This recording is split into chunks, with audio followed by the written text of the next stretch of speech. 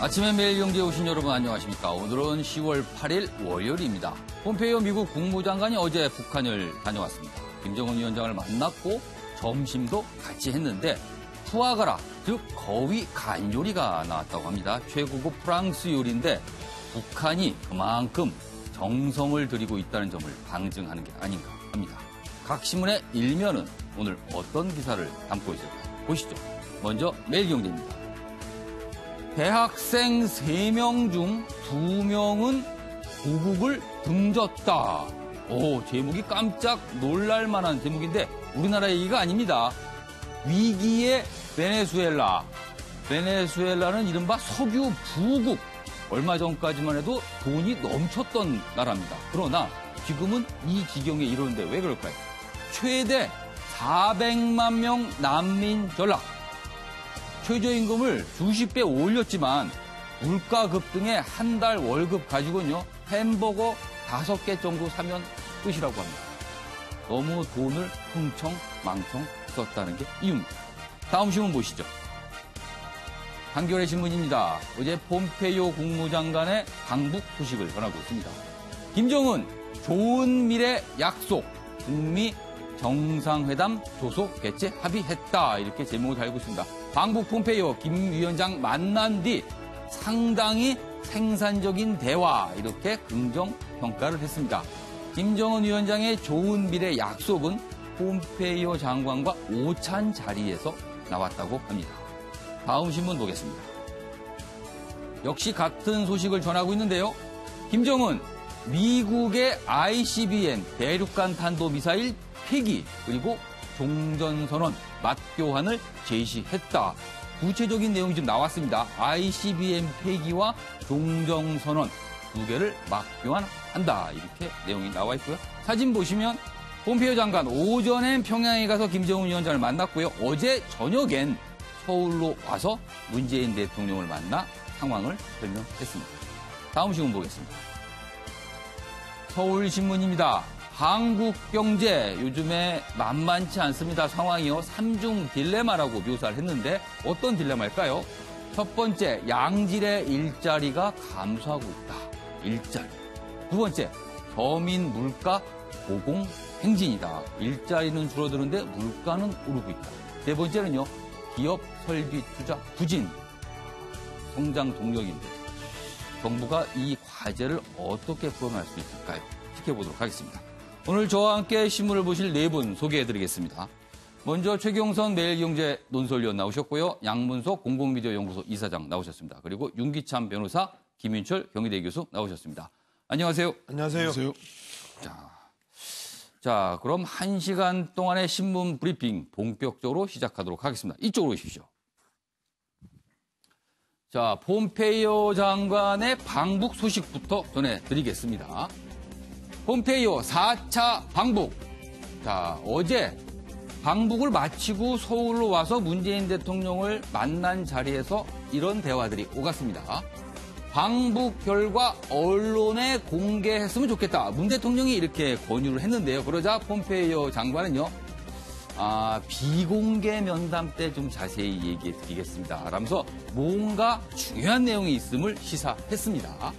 40분간 문 대통령 면담 후 강경화 장관과 업무 만찬을 했습니다. 어제 이 모습입니다. 자, 옆에 기사도 보시죠.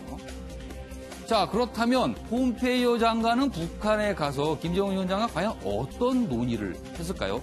방금 전에 일면 기사에서 잠시 봤는데 그 내용이 이어져 있습니다. 북한 ICBM 일부 해체, 대륙간 탄도미사일 일부 해체, 그리고 미국은 대북 제재 완화 플러스 알파 이 두 가지를 서로 주고받았나 이렇게 한국 일본은 방북 논의 내용을 추정하고 있는데요. 과연 이 내용이 있을까요? 여기 좀 기사 더 보죠. 영변핵 종전선언 교환 가능성에 북미 마음잡을 추가 카드 관심이다. 이렇게 돼서 지금 어떤 내용이 오갔는지는 완벽하게 나오진 않지만 대략 이 정도의 가닥이 잡히지 않았나 하는 내용들 전하고 있고요. 이 사진 보시면 어제 강경화 외교장관이 폼페이오 국무장관과 볼을 맞대면서 인사하는 인상적인 장면도 찍고 있습니다. 어제 장면 저희가 영상으로 준비했습니다. 보시죠. 좋은 이야기를 나눈 뒤에 오늘 같이 식사까지 하면서 대화하게 돼서 기쁘게 생각합니다.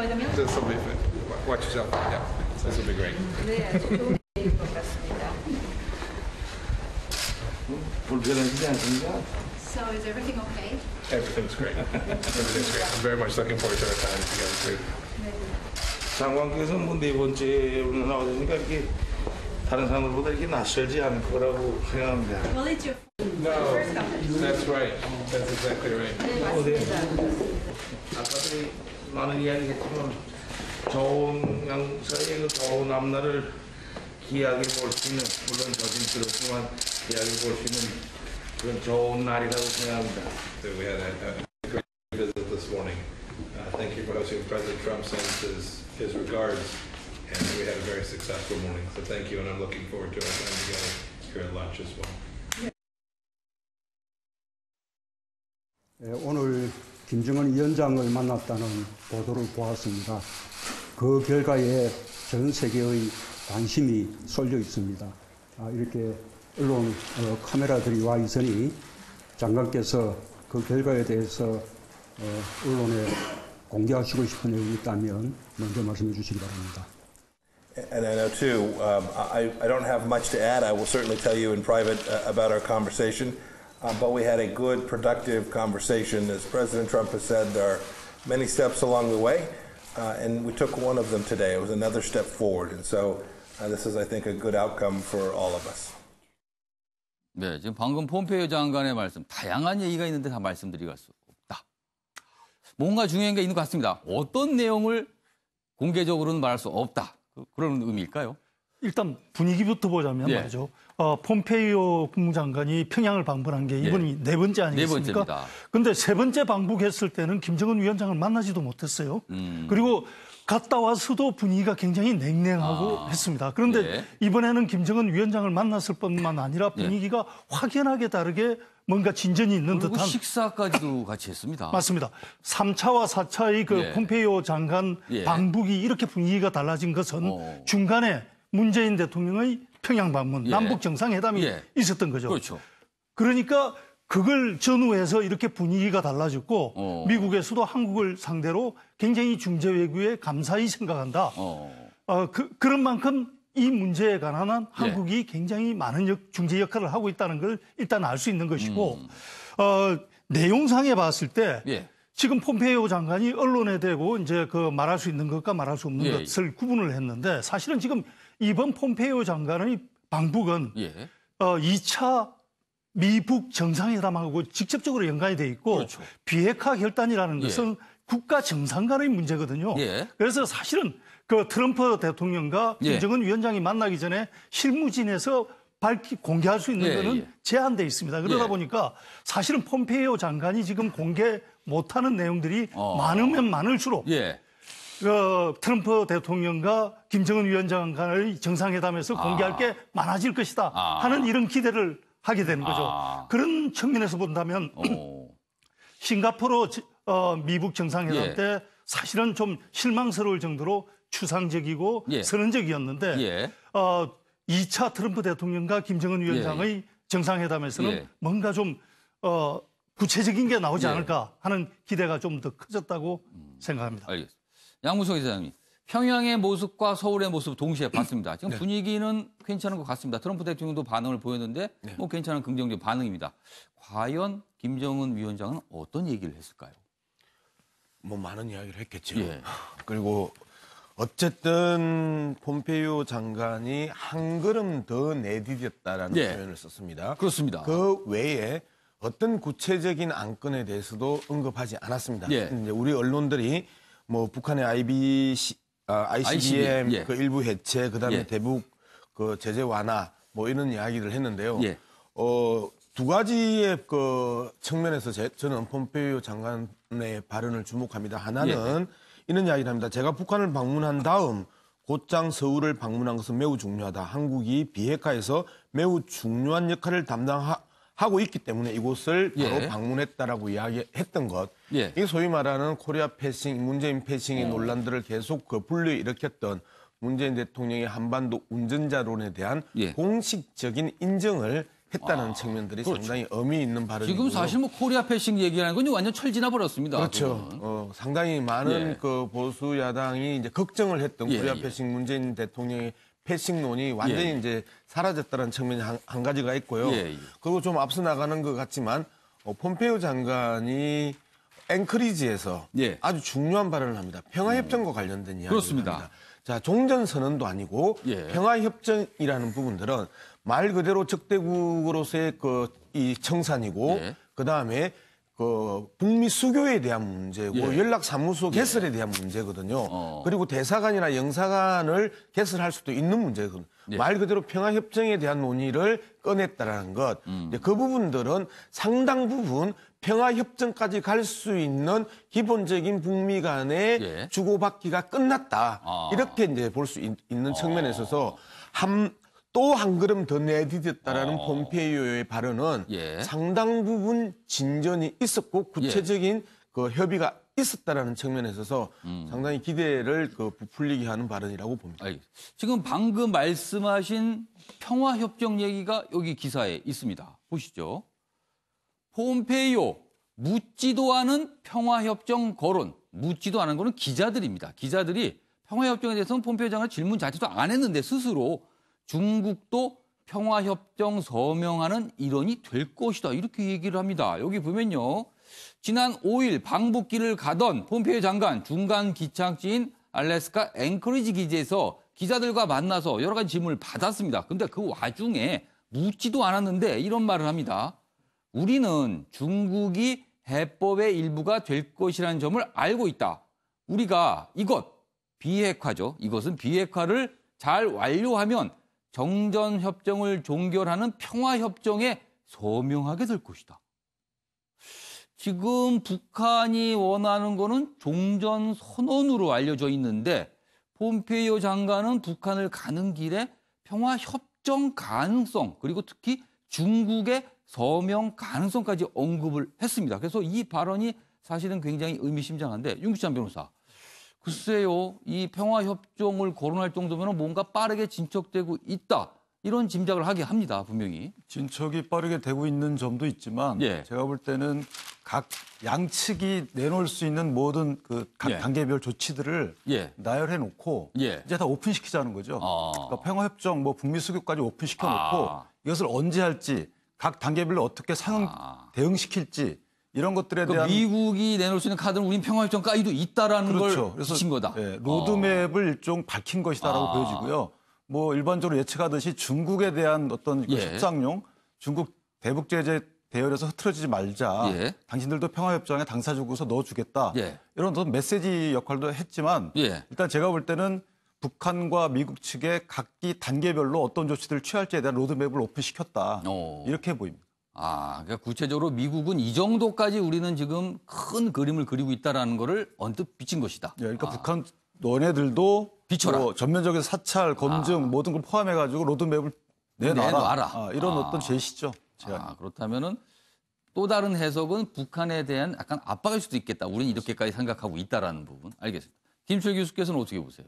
예, 뭐 이제 그 평화협정 거론한 것도 그렇고 예. 이제 중국과의 관계나 또 이제 중국의 역할 부분에 대해서 거론한 것도 그렇고. 이제 미국이 이제 전체적으로 지금 비핵화를 계기로 한 한반도와 이제 동아시아 전체에 대한 좀 그림들을 이제 전략들을 좀 마련이 이제 이루어진 것 아니냐. 그래서 이제 뭐 로드맵 말씀하셨지만 앞에서 근데 그 로드맵뿐만 아니라 이제 그 각각의 조치 등에 대해서 어떠한 대가들을 치르면서 이제 가야 되는가라고 하는 이제 상응 조치나 뭐 이런 서로 이제 주고받음의 그 세트들이 이제 좀 이제 마련된 거다. 그래서 뭐 굉장히 그 이제 진전도 있지만 또 한편으로는 현재 이제 굉장히 이제 그 구체화된 조치로의 이행이 지금 이제 눈앞에 있는 것 아닌가 이런 생각이 듭니다.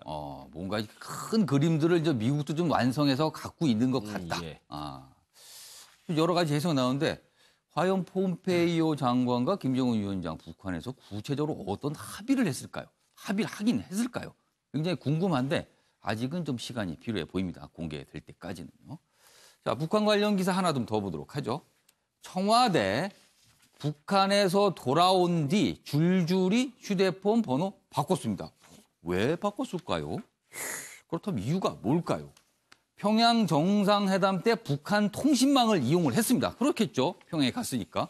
그런데 아무래도 그 핸드폰의 정보가 노출돼서 보안 문제에 대한 약간의 우려가 있어서 와서 아예 휴대폰 번호를 바꾸는 일이 지금 벌어지고 있다. 뭐 이거는 당연히 해야 될 일이 아닌가 싶기도 합니다. 사실은 뭐 보안 문제라서 물론 우리가 지금 북한과 잘 지내고 있긴 하지만 그래도 아직은 서로의 정보를 갖고 싶어 하기 때문에 뭐 이런 거는 큰 뭐 청와대에서 마땅히 해야 될 일이 아닌가 하는 생각이 듭니다. 양무석 이사님께서 어떻게 보세요? 이게 해외 나가면 또 이렇게 좀 바꾸기도 합니까? 어떻습니까? 청와대 직원들은? 뭐 해외에 나가는 경우에는 예. 이 로밍 과정에 있어서 특별하게 보안 문제에 대해서 신경을 쓰지 않는데 북한의 로밍이거든요. 그러면 거기에서 그 많은 정보들을 이 수집하고 채집할 수 있는 가능성이 있다. 이제 그런 측면에 있어서 이 부분을 이야기하는 거고, 그 다음에 중요한 부분들은 북한이기 때문이 아니라 어쨌든 보안 유지가 그렇죠. 어려운 상황에 직면할 수 있다고 하면 한국 내에서도 다양한 방법을 아직도 폴드폰 쓰고 계시는 분들 많잖아요. 그렇죠. 많습니다. 예, 그런 기관에 계신 분들은 여전히 폴더폰 쓰고 계십니다. 그렇죠. 국내에서도 다양한 이 보안 유지에 신경을 쓰는데 굳이 북한 때문에 보안 유지에 신경을 더 써야 되는 부분들은 너무나 충분한 이유가 되는 거죠. 그렇기 때문에 아직까지 남북 관계의 신뢰의 문제와 자신의 보안의 문제는 전혀 다른 문제다. 그렇죠. 이렇게 구분해서 보면 될 것 같습니다. 어떻게든 보안은 철저해야 됩니다. 사실은 저런 정보가 유출되는 거는 큰일 날 일이거든요. 자, 다음 기사 좀 보도록 하겠습니다. 이번엔 문화계 소식이라고 할까요? 자, 제목부터 보시죠. BTS 왔다. 뉴욕이 지하철까지 늘렸다. 우리나라 남자 아이돌 그룹이죠. BTS. 여기 보시면요. 여기 제목이 이렇게 달렸네요. 보고도 믿기 힘든 방탄소년단 인기. 이렇게 되어 있습니다. 여기가 어디냐면 뉴욕의 시티필드 야구 경기장이죠. 시티필드는 뉴욕 매츠의 홈구장이죠. 이 시티필드 경기장인데 여기다 무대를 차렸고요. 관중이요. 4만여 명이 꽉 찼답니다. 팬들이. 근데 이 관중들은요. 이 공연 티켓을 8월에 판매를 했는데 1시간 만에 매진이 됐다 그러네요. 그 관중들이 6일, 미국 현지 시간 6일 BTS 공연을 보러 오는 이 장면입니다. 내용 좀 보시죠. 시티필드 스타디움서 여기 신문 좀 보세요. 이거 보시면 좋겠습니다. 시티필드 스타디움서 한국 가수 첫 공연. 폴 맥카트니 등 톱스타만 서는 무대입니다. 그런데 우리의 아이돌 그룹이 섰습니다. 그리고 여기도 보시면요. 이 공연 개막 좋은 자리를 잡기 위해서 5일 전부터 이렇게 텐트들을 치고 기다리고 있었답니다. 대단합니다. 그리고요. 여기서 불렀던 노래의 대다수는요. 한글 가사거든요. 그런데 이 미국의 팬들이 한국어로 이른바 떼창을 공연 3시간 내내 불렀다. 이런 소식을 전하고 있습니다. 자, 최영선 의원님. 대단합니다. 대단하기도 하고 약간 우리한테는 낯설기도 하고요. 한국어로 미국에서 노래를 부르는 우리 가수를 미국 팬들이 저렇게 열성적으로 좋아한다. 저도 뉴스에서 화면을 잠시 봤는데 화면을 보면서 정말 놀랍다. 그리고 한편으로는 뭉클하다. 여러 가지 감정을 느꼈는데 사실 경제적으로 우리나라가 잘 사는 거, 우리 제품이 전 세계에 잘 팔리는 거 이런 거하고는 또 다른 느낌이 이젠 뭐 너무 흔해졌죠. 그렇죠. 특히 이 지금 무대가 폴 맥카트니나 비욘세 같은 정말 세계적으로 팝 시장에서도 정말 유명한 가수들만 부르는 무대였는데 이른바 관객 동원을 수만 명 정도는 할 그렇죠. 실력이 되는 가수들만 공연을 할 수 있답니다. 저기서. 그리고 K-팝이 이제 전 세계적으로 인기를 끝나는 거는 우리도 이제 익숙하게 알아왔지만 이런 무대에서 K-팝 가수가 또 공연을 하는 것은 처음이거든요. 그리고 티켓이 정말 판매하자마자 1시간 만에 동이 날 정도로. 그리고 앞서도 말씀하셨지만 한국어로 된 가사를 같이 부를 정도로 이 문화를 통해서 세계를 한류가 전파한다는 것은 예. 정말 그것이 브랜드 가치라든지 예. 또 산업에 미치는 연관 효과라든지 예. 한국어, 한국 문화 예. 이 종합적으로 미치는 영향이 일반 제품과는 또 비교할 수 없을 정도로 예. 크기 때문에 예. 정말 그 방탄소년단의 공연을 보면서 예. 뿌듯하다 이런 걸 많이 느꼈습니다. 확실히 좋은 콘텐츠, 저런 문화 콘텐츠는요, 언어 장벽도 우습게 훅쩍 넘어가는 것 같습니다. 한글 가사를 미국 팬들이 따라 부르는 장면 굉장히 인상적입니다. 런던 공연이 다음번에 있다는데 거기도 매진됐다 그러네요. 다음 기사 보겠습니다. 자, 이번에는 굉장히 독특한 내용의 또 문화 관련 소식인데요.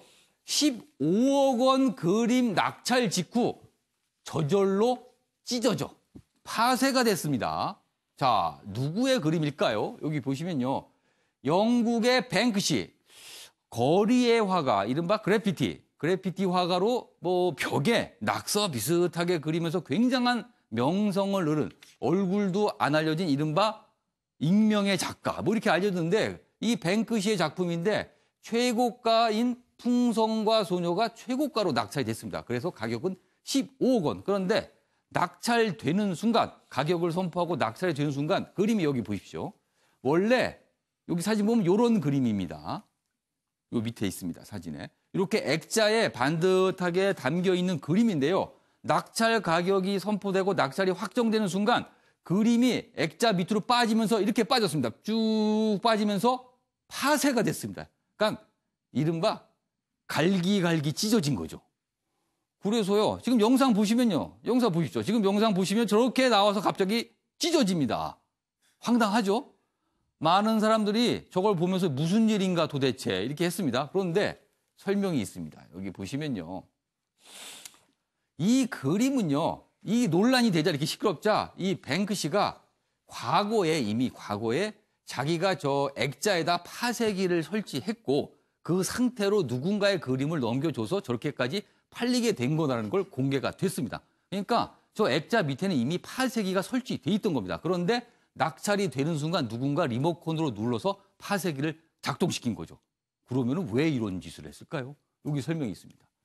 뱅크시는요, 이 파쇄기를 설치하는 영상을 공개하면서 그 끝에 파괴하려는 욕망도 창조적 욕망에 해당한다는 피카소의 발언을 인용했답니다.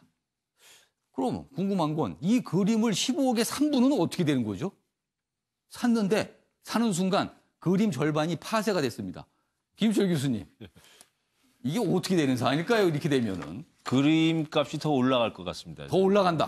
그러니까 뭐 유례가 없는 사건이 터진 건데 예. 그만큼 그 그림에 대한 여러 가지 이제 의미나 예. 또 이 인지도나 유명도 이게 더 높아진 거죠. 아, 오히려 갈갈이 씻겼어도 네, 그래서 저런 일까지 있었으니까. 또 그 현장에서 이제 뭐 분명히 이제 엉뚱한 이 뱅크 씨가 괴짜인 거는 확실히 그렇죠, 이제 보여준 괴짜입니다. 건데 분명히 뭐 이제 그 파괴도 창조적인 어떤 욕망이다라고 하는 이제 그 부분을 확인시켜준 작품으로서 예. 이제 기존의 작품에서 다른 컨셉의 작품이 된 거죠. 그래서 뭐 제가 봤을 때는 이게 이제 뭐 작품 파괴라기보다는 예. 오히려 그 또 다른 작품 때문에 이제 그 굉장히 그 가치는 계속 그렇다면 보존되는 거 아닌가 생각이 듭니다. 행위 예술인가요? 뭐 일종의 그런 일종의 이제 이게 회화 이 그림 뭐 이제 그것이 예. 이게 이제 그 행위예술이라는 것과 아주 복합적인 측면의 이제 예술 작품이 된 거죠.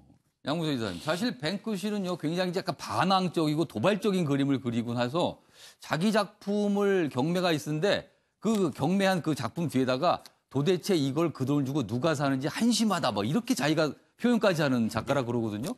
글쎄요, 예술의 형태가 굉장히 다양해지는 건가요? 애초에 한 2억 정도의 입찰가를 이제 기대를 했었는데 15억의 입찰가를 기록했다라는 것 자체가 뱅크시 입장에서는 그 스스로도 놀랍지만 내 그림이 이렇게 느낀 건가요?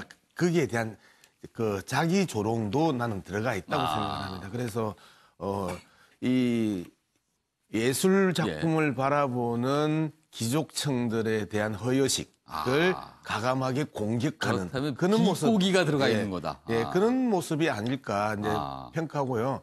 두 번째 이제 방금 최 교수 말씀하셨던 것처럼 우리 우표나 예. 지폐나 동전에 예. 글자의 오타나 그림의 오류가 있으면 예. 엄청난 가치가 있잖아요. 그렇죠. 희귀해서. 예. 그런데 말 그대로 창조의 욕망으로 파괴의 욕구를 심은 예. 마지막 결과가 이제 완성된 작품이죠. 파쇄되기 전에는 예. 비완성의 작품이고 예. 작가의 입장에서는 예. 이제는 완성된 작품으로서의 파괴의 욕망이 삽입된 작품으로서 존재한다면 예. 저 가치는 훨씬 더 커질 가능성이 높다라는 평가에 동의합니다. 양무석 이상 말씀 드리니까 그럴듯한데요. 이게 뭐 꿈보다 해봉인지 모르겠으나 설명을 듣고 보니까 뭔가 완성됐다는 느낌이 들긴 합니다. 문화평론을 하는데 꿈보다 해봉이 좋다 이렇게 느낌이 좀 이야기를 그렇게 하면 들었습니다. 곤란하죠. 아주 전 진지하게 문화평론을 했다. 그런 예. 이야기를 최영선 의원님. 근데 작가가 지금 다 파쇄한 게 아니고 딱 절반만 절반만 또 파쇄한 파쇄했어요. 것도 저런 의도를 담고 있지 않나 싶어요. 다시 이렇게 거꾸로 올라가서 다시 액자에 끼우면 되니까. 예. 지폐가 훼손됐을 때도 예. 절반 이상 남아서 한국은행에 들고 가면은 원액 그대로 바꿔줍니다. 예. 그러니까 절반 이상이 남은 것과 절반 이하가 남은 것은 예. 또 다른 문제거든요. 예. 그러니까 작가가 딱 절반 정도에서 멈춘 것은 예. 방금 말씀하신 해석들을 작가가 의도하고 있지 않나 이런 생각이 드네요. 저 작품을 15억에 낙찰받은 분은 아마 그럼 지금 저희 해석대로라면은 굉장히 기뻐할 수도 있겠네요. 오히려 더. 작품의 값어치가 분명히 올랐을 테니까. 알겠습니다. 이번엔 나라 밖 소식 몇 가지 보도록 하겠습니다. 판빙빙 이어 이번엔 중국 출신 인터폴 총재. 중국 출장 중에 체포설, 실종, 조사설, 그러나 중국은 침묵하고 있다. 판빙빙 때와 과정이 판박이다. 인터폴의 최고 수장, 총재인데요. 중국 출신입니다, 물론. 그러나 중국에 외국에 있다 중국의 출장사로 들어갔는데 체포가 돼서 얼로 사라졌답니다.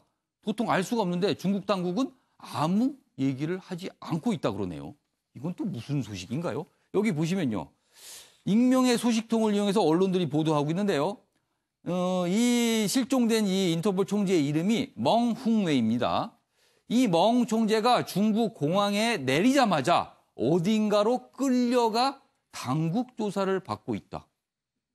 인터폴의 최고 수장이 중국 당국에 끌려가서 조사를 받는데 어디 있는지 모른다. 이게 무슨 상황입니까 도대체? 여기 또 설명이 있습니다. 그렇다면 이유는 뭘까요? 과연?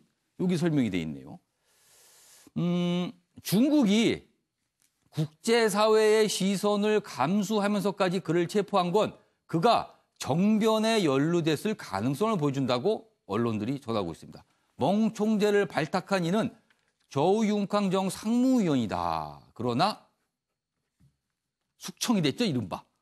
이런 이유 때문이다. 윤기찬 변호사. 이게 지금 이 신문은 판빙빙 때가 거의 판박이다. 중국에서 도대체 알 수 없는 일이 자꾸만 벌어진다. 이런데 어떻게 보십니까, 이 상황을? 판빙빙은 이제 본인이 감금돼 있는 건지 아니면 세금 탈루가 있으니까요.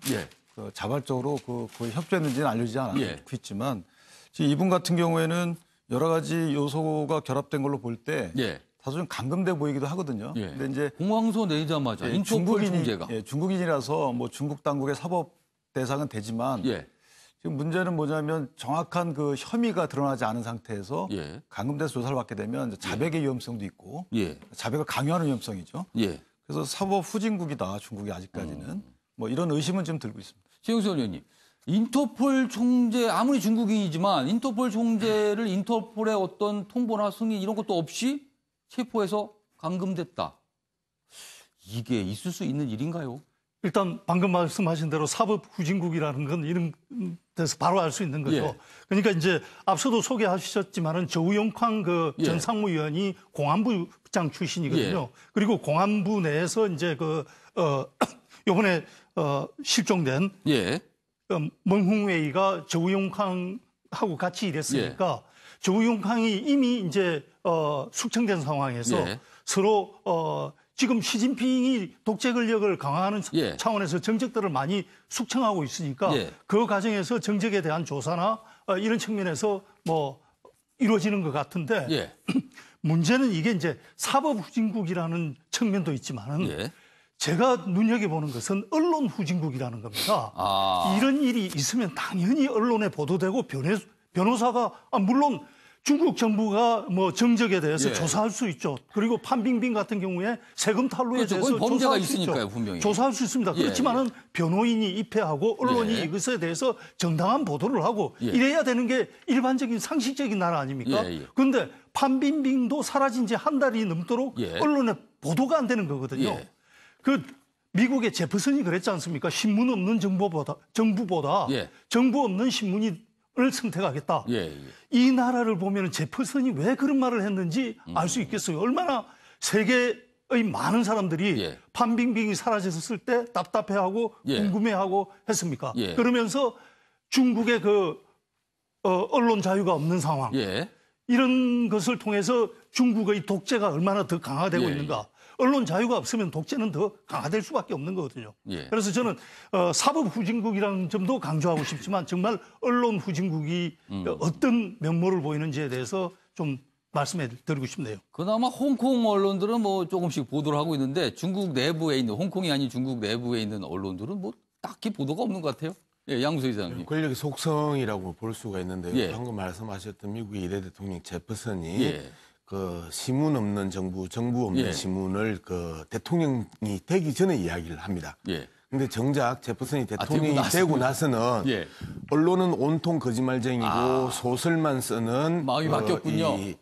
악이다라고 이제 표현을 하거든요. 말 그대로 우리가 언론의 자유에 대한 부분과 언론의 중요성을 이야기할 때 제퍼슨에 대한 그 언급을 많이 함에도 불구하고 권력을 잡기 전과 잡은 후의 모습은 너무 달랐다.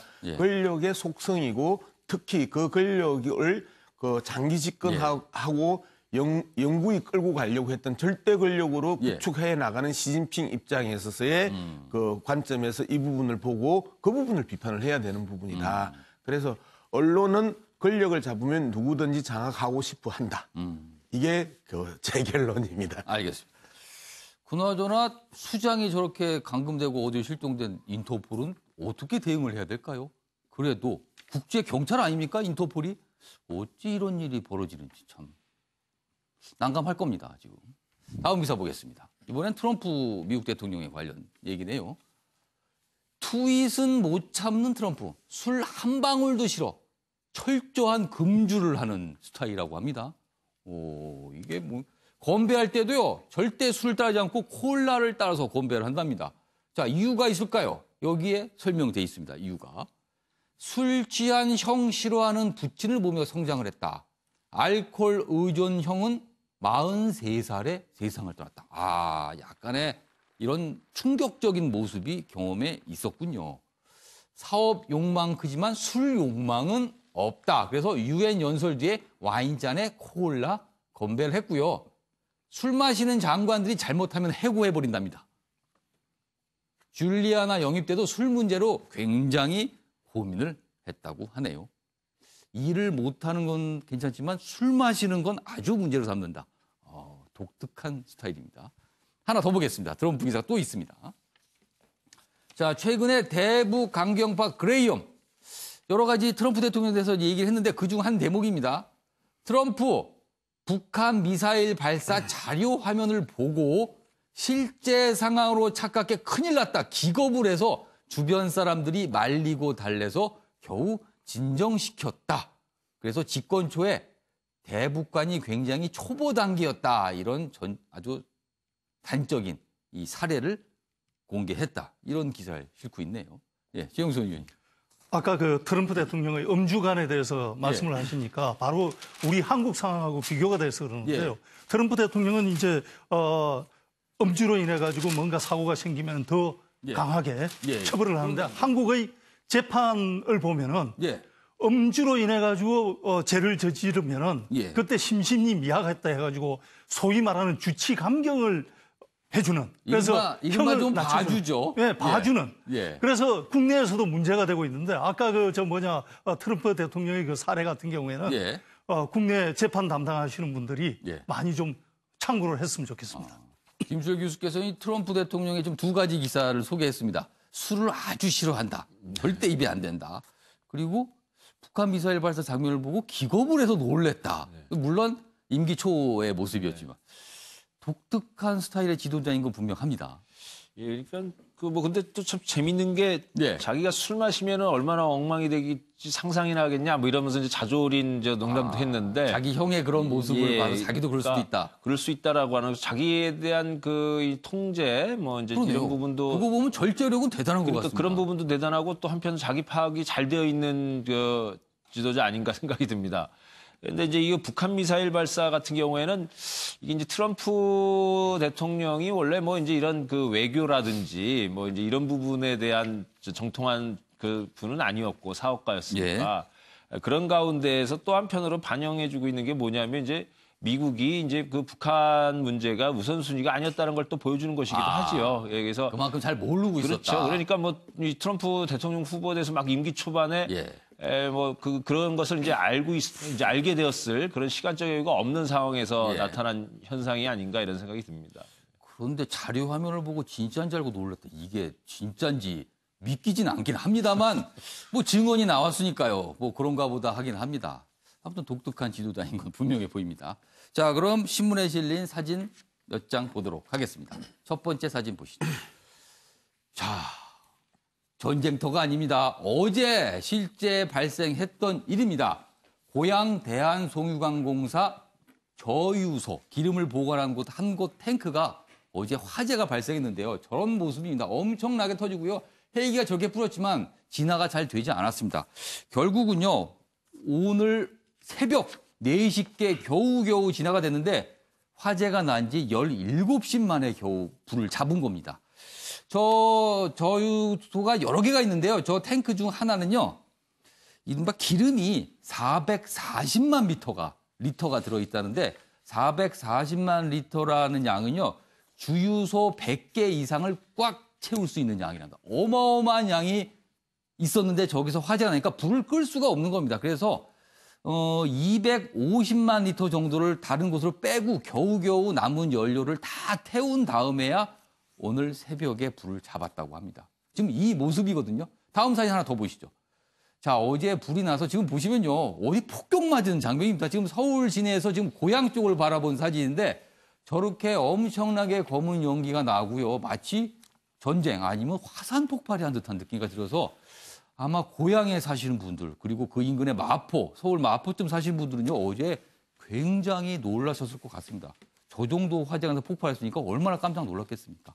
그러나 인명피해는 다행히도 없었습니다. 그나마 다행입니다. 이제 뒷수습만 잘하면 되겠습니다. 다음 사진 보시죠. 자, 보시면요. 2018 정조대왕 능행차 공동재현 행렬. 지금 수원을 지나가고 그 뒤에 보는 게 이제 수원성 남문의 모습인데요. 사실은 이 정조대왕 능행차는 창덕궁에서 수원을 거쳐서 육릉까지 가는 과정인데 태풍 콩레이의 영향 탓에 서울 지역 행사는 대부분 취소되고요. 경기도 지역 행사만 주로 했답니다. 그래서 수원 행궁서부터 출발해서 지금까지 이동하는 육릉을 향해 이동하는 정조대왕 능행차 공동재현 행사가 어제 있었다는 소식을 전하는 사진입니다. 자, 그럼 자리를 이동해서 다른 기사 보도록 하겠습니다. 이번엔 사회 소식입니다. 보시죠. 리벤지 포르노 엄벌. 리벤지 포르노는요, 성관계 영상을 관계가 틀어졌을 때 공개해버려서 보복을 하는 겁니다. 이른바 리벤지 포르노라고 명칭이 이렇게 져 있는데 엄벌해달라고 주장을 하면서 정치인들에게 문자 폭탄을 보냈다 그러네요. 이게 무슨 일일까요? 주말에 서울 해화역 시위 1만 5천여 명이 참석을 했는데 여성들입니다. 구하라 전 남친 규탄 시위를 벌였고요. 여혐범죄 처벌 강화법 제정해달라고 정치인들에게 문자를 엄청나게 많이 보냈다고 합니다. 그러자 남성단체들이요 27일 맞불 집회를 열겠다고 이렇게 또 예고를 해서 뭔가 충돌이 있지 않을까 하는 걱정이 드는 상황입니다. 자, 그럼 여기서 이 기사와 관련해 박진아 아나운서가 전하는 자세한 이야기 들어보겠습니다. 보시죠. 그제 해화역에서 편파 판결 불법 촬영 규탄 시위가 열린 가운데 이날 시위에서 참가자들이 국회의원에게 문자 총공 퍼포먼스를 보여 논란입니다. 이 시위는 여성단체 불편한 용기가 개최했는데요. 5번째 열린 대규모 집회로 주최 측 추산 6만 명의 여성이 참석했습니다. 여성단체 불편한 용기는 사법부가 성별에 따라 판결 수위를 달리하고 있다고 주장했는데요. 남성들의 성범죄에 유독 관대하게 대처하고 있다고 말했습니다. 이어 국회의원들을 상대로 동시에 문자 메시지를 보내는 행사를 진행했는데요. 혐오범죄 처벌을 강화하도록 법조항을 개정하라는 내용을 담았습니다. 문자를 받은 민주평화당 박지원 의원은 자신의 SNS에 글을 올렸는데요. 집회 주최 측에 경고한다며 약 15,000개의 문자 폭탄에 시달렸다고 밝혔습니다. 지지하는 정치인들을 잃게 되고 사회적 비난을 자초하고 있다며 집회 주최 측에 사과를 촉구하기도 했는데요. 하지만 이 같은 글에 비난이 쏟아졌고 박 의원은 해당 글을 삭제한 상태입니다. 바른미래당의 하태경 의원도 집회 참가자들로 받은 문자 내용을 SNS에 공개했는데요. 하 의원은 2만여 개의 문자 메시지를 받았다며 몰카범죄 처벌을 강화하는 법안을 준비하고 있었다고 척결 의지를 전했습니다. 지금까지 박진아의 이슈톡이었습니다. 예, 윤기찬 변호사. 일반 페미니즘 운동의 일환으로 보이는데요. 어떻게 보세요? 이 상황. 본인들이 어떤 느끼는 주관적 관점에서는 어떻게 느끼는지 모르겠는데요. 예. 일단 객관적으로 보면 문자를 저렇게 폭탄식으로 보내는 것은 맞지 않다. 왜냐하면 어필할 권한은 있죠. 어필하는데 나눠서 모 의원한테는 몇 명이서 호소하는 문자를 보내고 촉구하는 문자를 보내고 이렇게 정리를 좀 했으면 좋겠다. 10,000개 넘게씩 문자 폭탄을 보내는 것은 별도의 범죄 행위거든요. 그래서 그런 것들은 자제했으면 좋겠고요. 그다음에 이 성범죄 관련해서는 사실은 남성 측, 여성 측 각기 입장이 다 달라요. 남성 측은 아까 여기 하단에 있지만 지금 남성의 성범죄에 대해서는 사실은 피해자 진술을 되게 중시하는 입장이거든요. 일반적으로 성범죄에 대해서는. 그렇다 보니까 피해자 진술이 구체적이면 거의 유죄가 확정이 돼버려요. 그래서 남성 측에서는 이게 유죄 심증주의다 오히려. 무죄 심증주의가 아니고 무죄 추정 또는 유죄 추정에서 유죄 추정주의다라고 좀 비판하는 의견도 있거든요. 그러니까 각기 입장에서 달리 보일 수 있는 면이 있다라는 것이고 그러니까 입법 관련해서는 지금 그 성폭력 특례법이라는 게 있어서 이미 입법은 돼 있습니다. 이제 지금 문제가 된 그 모 연예인 남친 같은 경우에는 지금 입법돼 있는 그 문구에 구성 요건에 해당하느냐 안 하느냐가 문제가 좀 있는 거거든요. 그래서 그 부분을 입법적으로 해결하기보다는 재판의 양형 기준을 별도로 설정을 해서 그렇게 해결하는 것이 더 슬기롭지 않나 이렇게 생각이 됩니다. 참 페미니즘 운동 굉장히 활발하게 일어났는데 이제 여러 가지 사항들이 발생하고 있어서 우리 사회의 또 다른 고민, 해결해야 할 그런 사안이 아닌가 싶기도 합니다. 이번에도 여성들의 삶과 관련된 소식이 하나 또 있습니다. 보시죠. 워킹맘 한 달 보육비가 77만 원이랍니다. 평균적으로.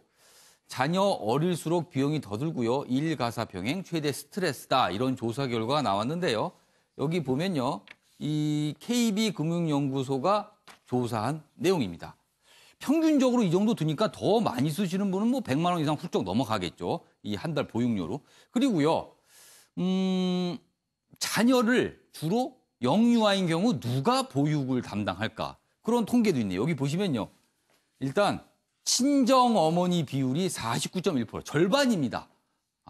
영유아 여성들의 경우 영유아를 친정 어머니가 절반 정도는 봐주고요. 그 밖에 시어머니는 12%. 친정 어머니 비하면 뭐 한 5분의 1 정도밖에 안 되네요. 그리고 친정 아버지도 있습니다. 그리고 형제, 자매. 이 문제는요, 전체적으로 주로 가족의 도움을 받고 있고요. 육아 도우미를 쓴다는 응답은 4.3%에 불과하다. 친정어머니들이 다 이렇게 아기를 돌보냐고 힘드신 상황에 있다는 게 통계적으로도 이렇게 나타나는군요. 알겠습니다. 자, 이번엔 정치권 기사로 좀 넘어가 보도록 하겠습니다. 여기 있습니다. 보이시죠? 여기 보시면요, 사진이 있습니다. 먼저. 전원책 변호사, 조강특위 위원으로 이번에 자유한국당 조강특위 위원으로 선정됐죠. 홍준표 전 대표, 김무성 전 대표 이렇게 3명의 얼굴 사진이 있습니다. 홍준표 쳐내고 김무성 살린다 물음표가 돼 있습니다. 전원책, 본격화되는 인적 쇄신이다. 홍, 당권염도 있다는 행보에 거취 주목. 당내에서는요, 계파 청산위에 홍에 칼 될 것이다. 이런 전망이 나온다 그러네요. 그리고요, 전원책 변호사, 대선 주자 함부로 칼 대선 안 돼. 그러나 여기에서의 대선 주자 대상은 김무성 전 대표를 지칭한다고 그럽니다. 여기 보겠습니다. 여기 보시면요.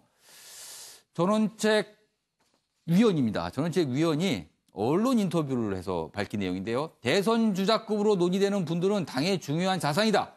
김무성 의원도 그중 한 분이고 그런 분들에게 함부로 칼을 들이대선 안 된다 이렇게 얘기했습니다. 그래서 제목이 홍준표는 쳐내고 김무성은 살린다 이렇게 물음표가 돼 있는 제목이 달렸습니다. 윤기찬 변호사, 한국 당 상황이 좀 이렇게 움직이고 있는 건가요? 어떻습니까? 지금 이것은 이제 김무성 대표가 주장한 공화주의에 대해서 예. 그 전원책 변호사가 이제 비판을 하니까 그렇죠. 그럼 김무성 죽이려고 하는 거 아니냐 이런 이제 공부 좀 해라 그러면서 비판을 했죠. 그런 이제 우려가 나오니까 거기에 대한 해명을 한 것 같고요. 실제 당내에서는 여러 가지 우려와 기대의 목소리가 많이 나오고 있습니다. 그런데 지금 저희가 당무감사를 하고 있고 당협위원장 전원 사표를 냈기 때문에 그 조강특위에서 아마 인적 혁신안이 나오지 않을까 싶고요. 다만 애당초에 이게 당무감사위원회에서 당무감사를 통해서 비대위에서 뭔가 조치가 이루어져야 되는데 이것이 이제 김용태 사무총장 휘하에서 그 당협위원장 전원 사표를 내다 보니까 조강특위가 생기게 되거든요. 조강특위의 수장은 이제 사무총장이다 보니까 그런 오해가 생겼던 것 같고 그래서 아마 그 비대위원장이 그러면 그 전원책 변호사를 모시고 와서 이렇게 견제와 균형의 원리에 따라서 아마 당을 운영하려고 하는 목소리가 생긴 거 아닌가 이렇게 생각이 듭니다. 최영선 의원님. 자유한국당에서 가장 필요한 거는 인적 쇄신 아니겠습니까? 인적 쇄신에 대해서 지금 이제 전원책 위원께서 말씀하신 거는 대선 주자에 함부로 칼 대서는 안 된다. 그러니까 사실 자유한국당에 그나마 지금 인물이 뭐 없는 상황에서 내년 초에 그 전당대회의 어떤 흥행을 생각한다면 그나마 있는 인물마저 쳐내면 안 되는 거죠. 그렇다 하더라도 또 인적 쇄신을 추구하는 과정에서 제일 중요한 것은 새 인물의 등장입니다. 내년 초에 전당대회를 했을 때 새 인물을 등장시켜야 되는데 기존 인물이 그 새 인물을 막아서거나 누르게 되면 또 안 되는 거죠. 그러다 보니까 사실은 전원책 위원은 굉장히 고민을 할 겁니다.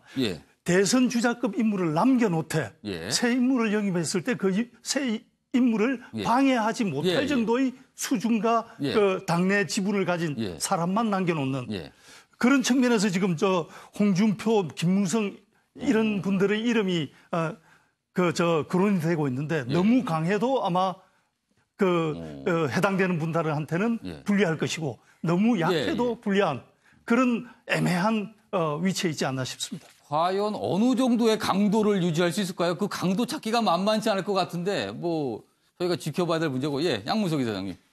전원책 변호사 입장에서는 상당히 고민스러운 그 지점이 뭐냐면요. 대선 주자급을 쳐내는 순간에 또 다른 보수 정당을 구성할 수 있는 또 틈을 주는 거거든요. 두 번째 숫자의 문제입니다. 인적 청산에 대한 대상이 누구인지가 구체적으로 가려지고 그 숫자가 10명 이상이 넘어가면 그 대선 주자급과 그 숫자들이 합해서 또 하나의 바른미래당 같은 정당을 또 만들 수 있으면서 또 쪼개질 수도 있다. 보수 세력이 갈갈이 분열되는 이 내용들과 환경들을 만들어줄 수 있다. 그렇기 때문에 아무리 전원책 변호사가 지금은 칼을 들고 칼을 대일 거다, 칼을 쓸 거다, 자를 거다 이야기하고 있지만 극도의 제한적인 이 상황에서 밖에 칼을 댈 수밖에 없다. 또 하나의 보수 정당 그러면 대한애국당, 바른미래당 또 하나의 정당 그다음에 자유한국당 보수 세력이 네 갈래로 찢겨지는 가능성을 끊임없이 염두에 두고 최소화할 가능성이 높다. 그렇기 때문에 백약이 무효라고 하는 게요. 칼을 아무리 들려줘도 제대로 된 인적 청산이 현실적으로 불가능한 상황이다. 그래서 그게 말이 어려운가요? 김무성 전 대표를 향해서 공부 좀 하라고 호통을 치다가 이번엔 당의 귀한 자산이라고 또 이렇게 얘기를 하니까 글쎄요. 고민이 많은 듯한 모습이 분명히 느껴지긴 합니다. 자, 이번엔 스포츠 기사 좀 보겠습니다. 3번만이라 좋고 한국에서라 더 좋고 LPGA 여자 프로 골프입니다. 8개국 대항전인 제3회 UL 인터내셔널 크라운 대회가 있었는데요. 한국 여자 골프가 첫 우승했습니다. 3번 도전 끝에 올해 우승을 한 겁니다. 15점인데 여기 세 선수가 있습니다. 여기 보면요. 왼쪽부터 박성현, 김인경, 전인지, 유소연. 이 세 선수가 8개국 대항전에서 이겼습니다. 승점 11점인 미국과 잉글랜드가 2위로 있는데 따돌렸습니다. 15점으로. 대단합니다. 우리나라 여자 골프 선수들은. 자, 다음 기사 보죠. 무패 파이터만 있고 진정한 챔프는 없었다. UFC 격투기 대회인데 어제 격투기 굉장히 떠들썩한 경기가 하나 있었습니다. 여기 보면요. 러시아 출신의 하빕 누르마고메도프. 이쪽은요. 아일랜드 출신의 코너 맥그리거인데요. 승리는 이 하빕 선수가 이겼는데 문제는 경기가 끝나고 나서입니다. 경기가 끝났는데 경기 직후 케이지 너머 팀원을 폭행했습니다. 누가? 이 하빕 선수가요. 링 밖으로 나가서 상대 팀원을 폭행을 했고요. 그러자 중간에 이 맥그리거 측으로 추정되는 인사가 올라와서 하빕 선수로 주는 인사가 올라와서 또 맥그리거 선수를 뒤에서 가격하는 이른바 경기가 끝난 뒤 난장판이 벌어집니다. 아무리 격투기 경기지만 어떻게 이럴 수가 있을까 싶은데요. 무패 파이터만 있고 진정한 챔프는 없었다. 이렇게 됩니다. 저희가 어제 경기 난장판은 모습을 준비하지 못했는데 그 전에 벌써부터 심상치 않았던 모습들이 있었습니다. 저희가 그 영상 보고 오겠습니다. 지금 보시면요. 두 선수가 경기 전날 이른바 이제 개체량을 측정하는 행사거든요. 개체량 측정할 때 보면 되게 조용히 나와서 몸무게를 재고 팬들한테 인사하고 서로 이렇게 겨루는 장면 하는 건데 저기서 발길질이 나오고요. 뭔가 상대방을 가만두지 않겠다고 협조하고 별의별 모습이 다 있습니다. 저렇게 엄청난 액션을 취했던 선수들이 결국에는요. 경기가 끝난 뒤에 상대 팀원을 가서 폭행을 하고 난장판으로 만들고 납니다. 그래서 지금 이 UFC 대표가 도대체 이게 무슨 일이냐, 무슨 조치를 취해야 된다 이렇게 지금 고민하는 모습 저희가 전해드렸습니다. 이 정도 보도록 하겠습니다. 자, 이번엔 경제 기사 짧게 좀 보겠습니다. 명동 땅값 3.3제곱미터당 한 평당 10억 시대. 대지 19평 7층 코마 빌딩인데요. 최근에 200억 원에 팔렸답니다. 여기 사진이 있습니다. 이 빌딩입니다. 굉장히 가늘고 7층까지 올라간 이 빌딩인데 요 땅 면적은요 19평입니다. 그리고 높이가 7층. 200억에 팔려서 평당 10억 기록했다고 합니다. 엄청나군요. 자, 최영선 의원님. 일단 땅값이 오른다고 그러니까 한숨이 나오는 것이 예. 땅 가진 분이야 기분이 좋겠지만 사실 이 땅값이 오르면 그 땅 위에 있는 상가의 가격이 오르는 거 아니겠습니까? 예. 건물. 그렇죠. 그 상가 건물의 가격이 오르면 임대료가 또 따라서 오르게 되는 거죠. 지금 전국적으로 자영업자들이 사실은 엄청난 그 어려움을 겪고 있는데 여하튼 땅값이 오른다는 것은 결국은 임대료 상승으로 이어지기 때문에 그 부분에 대해서 그냥 자연스럽게 한숨이 나오고 최근에 이제 국회를 상가 임대차 보호법이 통과가 됐죠. 이 기본적인 그 계약 기간이 집 건물주와 상가 점포 사이에 기본적인 계약 기간이 5년이었는데 앞으로 이제 10년으로 늘리는 그리고 이제 매년 최대한 올릴 수 있는 임대료의 그 상한 이런 것들이 앞으로는 좀 땅값에도 역으로 영향을 좀 줬으면 좋겠다는 생각입니다. 알겠습니다. 돈과 관련된 기사가 또 있습니다. 여기 보시죠. 공무원 연금 최다 수령자는 월 720만 원을 받는데 전직 헌법재판소장이랍니다. 엄청납니다. 월 720만 원을 공무원 연금으로 받습니다. 자, 이게 이채익 한국당 의원이 공개한 내용인데요. 상위 8명 중 8명이 법조인이랍니다. 여기 보면은 1위는 아까 말한 헌법재판소장이고요. 2위 역시 전직 헌법재판소장, 3위는 전직 대법원장, 4위는 전직 서울대 학장이라고 합니다. 700만 원을 훌쩍 넘기는 액수, 엄청나게. 반면에요. 국민연금 최고 수령자는요. 월 204만 원이랍니다. 차이가 너무 나네요. 그리고요. 여기 보면 국민연금 월 평균 연금액은요. 37만 원 정도에 그친다고 합니다. 이거 좀 너무 차이 나는 거 아닙니까? 그런 와중에 이 기사도 있습니다. 국민연금 상반기 국내 주식 투자를 했는데 7조 원 손실을 봤답니다. 이득을 봐도 현찮을 와중에 7조 원 손실을 봤습니다. 물론 무역 분쟁, 금리 상승 여러 가지 외부 환경이 안 좋은 탓도 있지만 올해 손실이 5년 만에 최악이다. 국민연금 쌓아야 되는데 이런 일이 벌어졌군요. 일단 먼저 김수혁 교수님. 예.